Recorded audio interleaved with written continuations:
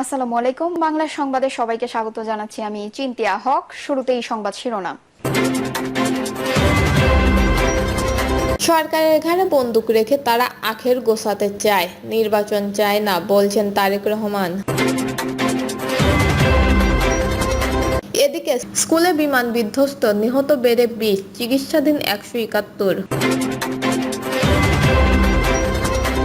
জানাবো, অন্তর্বর্তী সরকার ক্রমান্বয়ে একটি রাজনৈতিক দলের হয়ে যাচ্ছে, বলছেন রিজভী। জানাবো, কোনো আদালত ন্যায় বিচার করতে পারছেন না, বলছেন ফয়জুল করিম।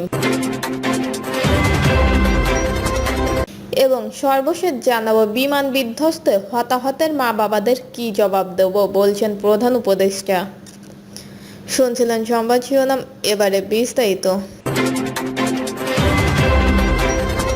সরকারের ঘাড়ে বন্দুক রেখে তারা আখের গোছাতে চায়, নির্বাচন চায় না, বলছেন তারেক রহমান। অন্তর্বর্তীকালীন সরকারের ঘাড়ে বন্দুক রেখে যারা নিজেদের খবরদারি বহাল রাখতে চায়, ফায়দা হাসিল করতে চায় এবং আখের গোছাতে চায়, তারা নির্বাচন চায় না বলে মন্তব্য করেছেন বিএনপির ভারপ্রাপ্ত চেয়ারম্যান তারেক রহমান।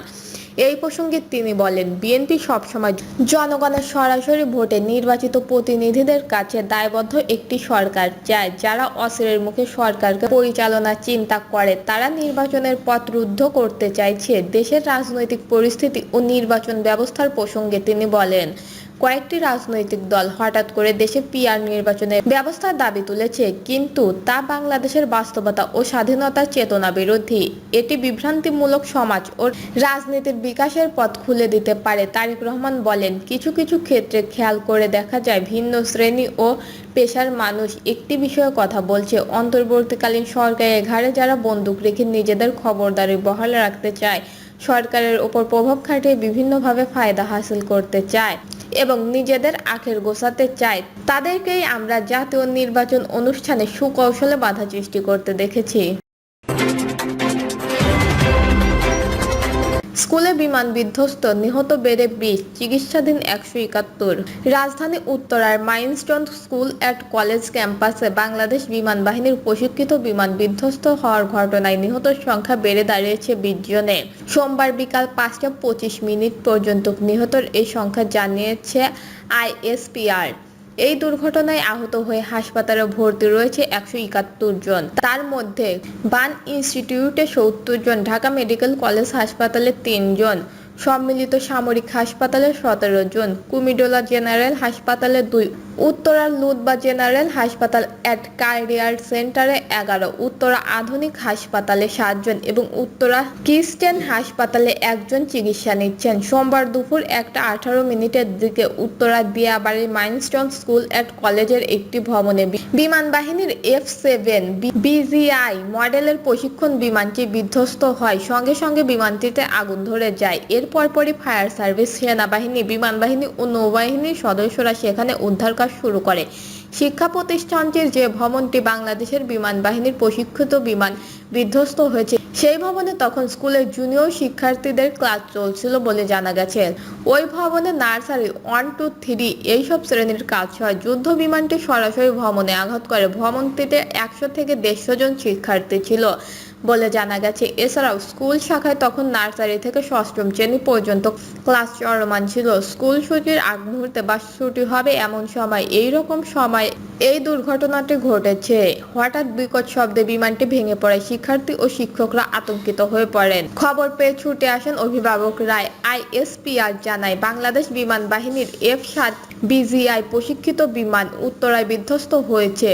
বিমানটি দুপুর 1টা 6 উড্ডয়ন করে। বিমানটি আকাশে 13 মিনিটের মতো উড্ডয়ন করেছে বলে জানা গেছে। এই দুই ঘটনায় মঙ্গলবার একদিনের রাষ্ট্রীয় শোক ঘোষণা করেছে সরকার।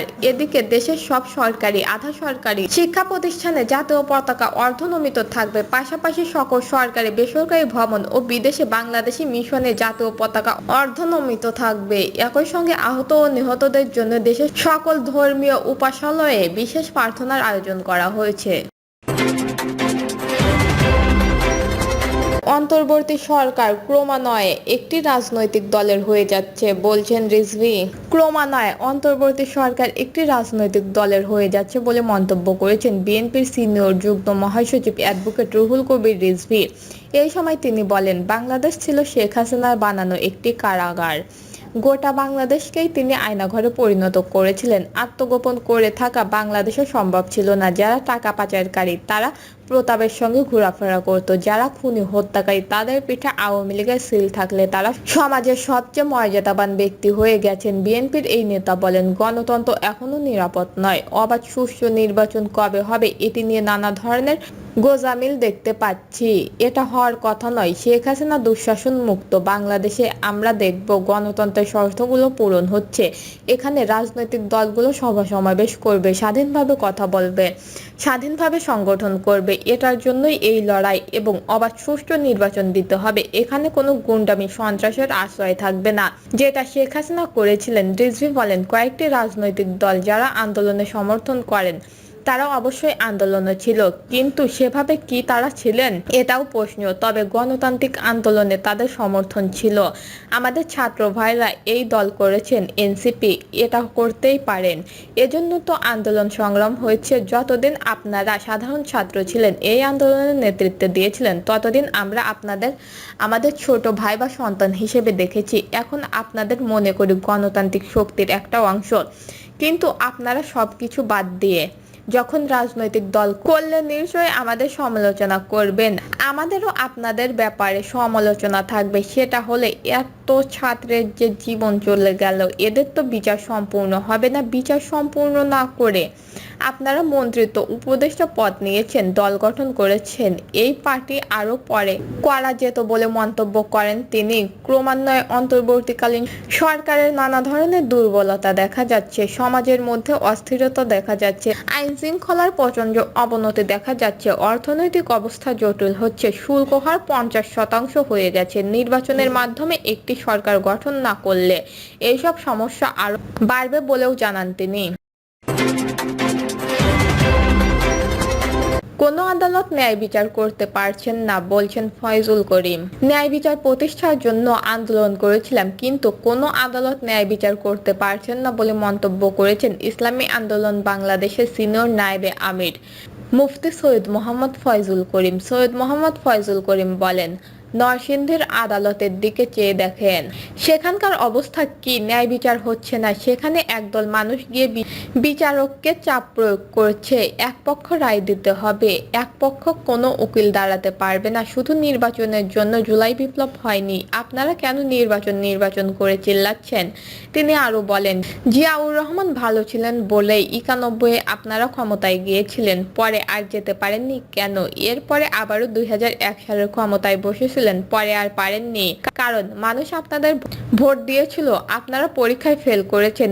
র্যাব বিএনপি আমলে সৃষ্টি হয়েছিল সন্ত্রাস বিরোধী কাজের জন্য। র্যাবের হাতে সবচেয়ে বেশি মানুষ মরেছিল বিএনপি। সৈয়দ মোহাম্মদ ফয়জুল করিম বলেন, ইসলাম হলো সবার মুক্তির জন্য। ইসলাম হলো একটি ফ্যাক্টরি, যেখানে খারাপ মানুষ ঢুকবে, ভালো মানুষ হয়ে বের হবে।